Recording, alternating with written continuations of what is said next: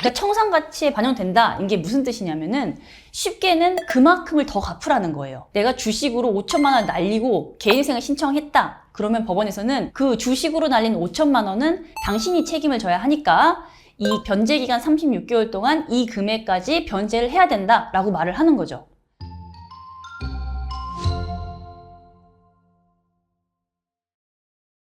안녕하세요. 회생이 답이지의 이미지 변호사입니다.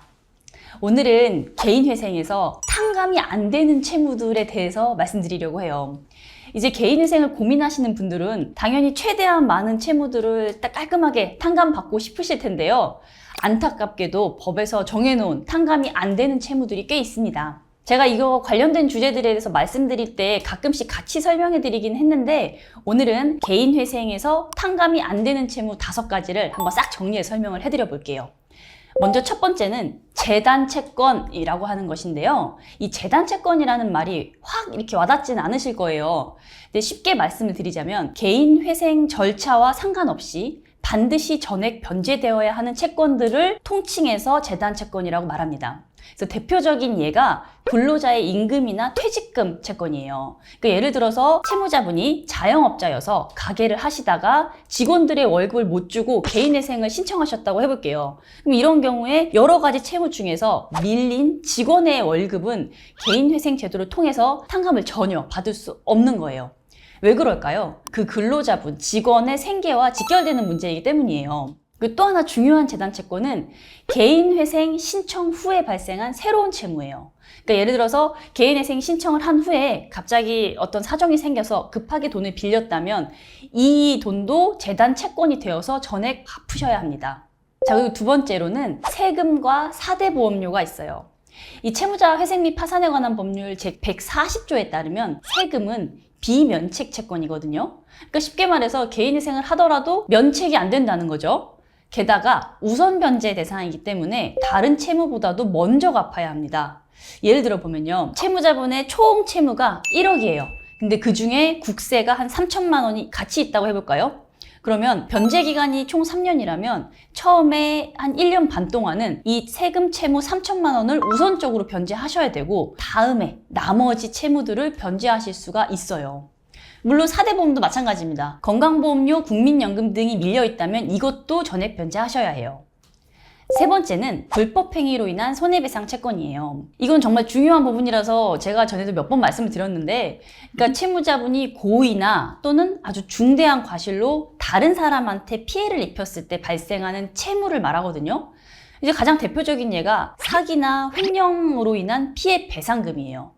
채무자분이 누군가를 속여서 돈을 빌렸다가 사기죄로 형사처벌이 이제 확정되는 경우 그 피해 금액은 개인회생을 하더라도 면책을 받을 수가 없는 거죠. 또 한 가지 중요한 예가 음주운전이나 무면허 같은 교통사고로 인한 손해배상금입니다. 음주운전은 중대한 과실에 해당하기 때문에 피해자에 대한 손해배상금을 개인회생을 하더라도 탕감받을 수가 없어요. 자, 그리고 네 번째는 양육비입니다. 이제 이혼을 하신 채무자분들 중에 자녀 양육비도 못 내고 계셔서 개인회생을 신청하신 경우가 있는데요. 양육비 같은 경우에는 개인회생으로도 탕감이 안 됩니다. 법에서 이렇게 정한 이유는 간단해요. 이거는 미성년 자녀의 생존과 직결되는 문제이기 때문이겠죠. 그래서 다른 채무들은 다 탕감을 받더라도 양육비만큼은 반드시 전액을 지급하셔야 합니다. 자, 그리고 마지막은 최근에 발생시킨 새롭게 만든 사행성, 사치성 채무가 있는데요. 이거는 뭐 법에 명시적으로 규정되어 있는 건 아니에요. 근데 실무상으로는 가장 많이 문제가 되는 부분이라고 할 수가 있어요.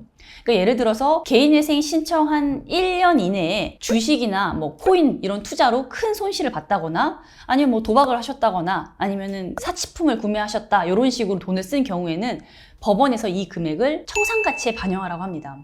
그러니까 청산가치에 반영된다. 이게 무슨 뜻이냐면은 쉽게는 그만큼을 더 갚으라는 거예요. 그러니까 예를 들어서 내가 주식으로 5천만 원 날리고 개인회생을 신청했다. 그러면 법원에서는 그 주식으로 날린 5천만 원은 당신이 책임을 져야 하니까 이 변제기간 36개월 동안 이 금액까지 변제를 해야 된다라고 말을 하는 거죠. 특히 서울회생법원을 제외한 다른 법원들은 이 부분이 상당히 엄격한 편이에요.